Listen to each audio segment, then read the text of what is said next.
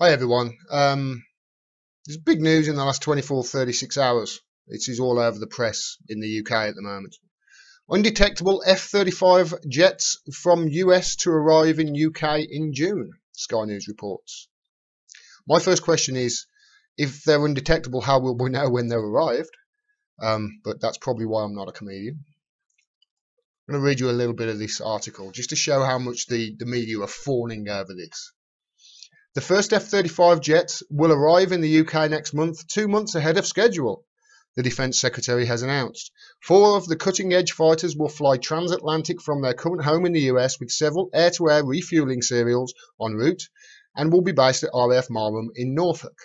The new F-35 aircraft will be flown by pilots from the reformed 617 Squadron, the same squadron that flew the Lancaster bombers in the famous 1943 Dambusters raid, which used Barnes-Wallis's revolutionary bouncing bombs to disable Adolf Hitler's industrial heartland.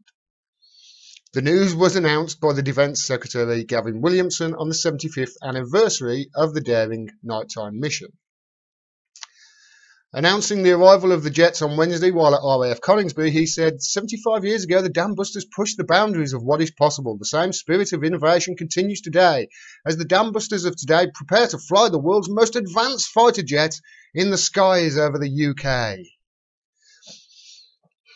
He's probably jizzing in his pants when he said that. The F-35s will eventually fly off the Royal Navy's new aircraft carriers, with the first flight trials due to take place on board the £3.1 billion HMS Queen Elizabeth. £3.1 billion for a boat off the east coast of the United States later this year. The UK is committed to buying 138 F-35s over the next few decades, and they will be jointly operated by the RAF and Royal Navy. Britain currently has 15 of the short takeoff and vertical landing variant of the jets in the United States being tested and used for training. Lockheed Martin, the American company building the jet, claims the design makes it virtually undetectable to enemy radar. There are 6 infrared cameras around the plane which feed real-time information and images to the pilot's helmet. I'll come back to the pilot's helmet in a bit. Lockheed Martin says across 3,000 jets being built, 15% of each one is comprised of parts from British companies including Rolls-Royce and BAE Systems. BAE Systems, who hedge fund manager and husband of Theresa May, has millions of stock in. Is it millions or billions? It might be billions. The F-35 can launch from land.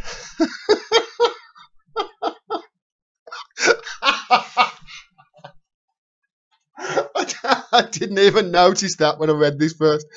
I should bloody hope it can launch from land. And will take off from the HMS Queen Elizabeth via the skip jump ramp, which has been designed to optimise the launch for the first time later this year. And then there's a lovely picture of how it takes off and lands.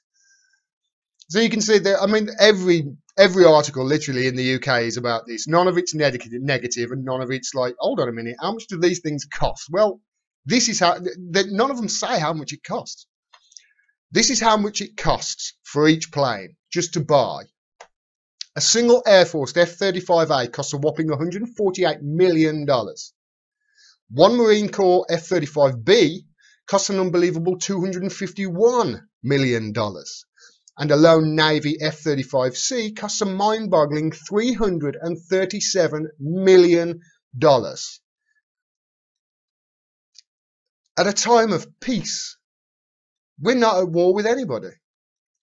Is it any wonder that the media and the governments of the UK and the US ramp up tensions with countries like Russia and China and Iran when they have to justify this sort of spending on a plane, which many of the test pilots have said it's a dog of a plane.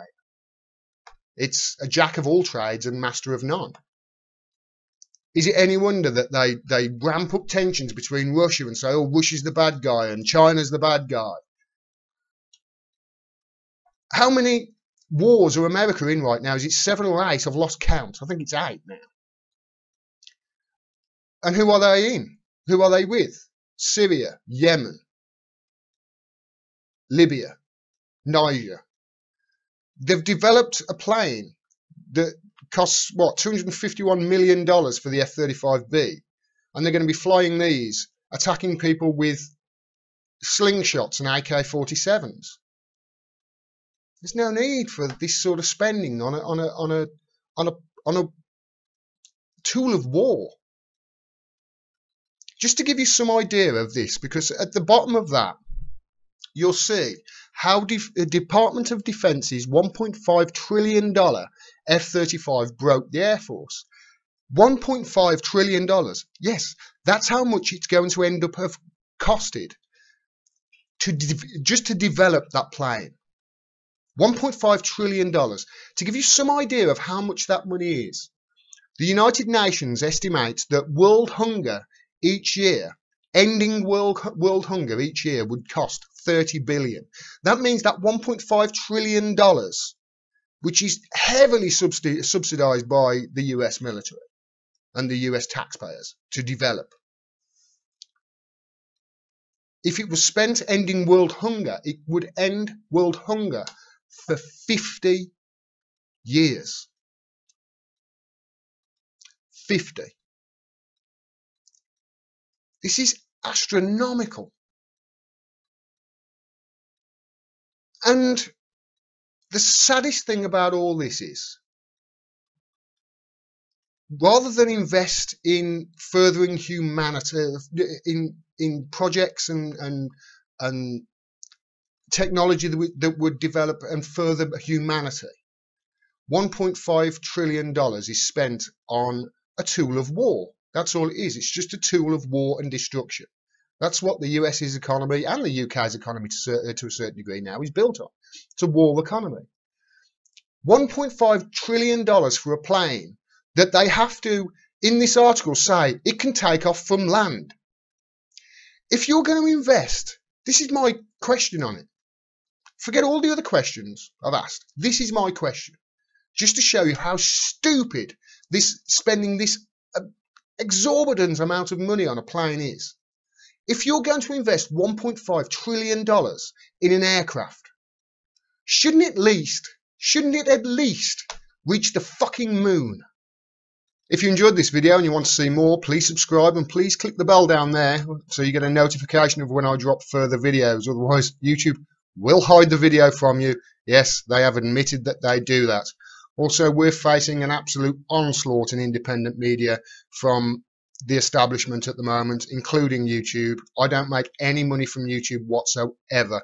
I rely totally on the audience for me to continue doing this. So if you can afford to send me $2, $3, $5, whatever it is that you can afford through Patreon, again, the link is down there, I will be eternally grateful, and it'll allow me to keep giving you the truth and cut through the propaganda and the BS that we get from the corporate and establishment media.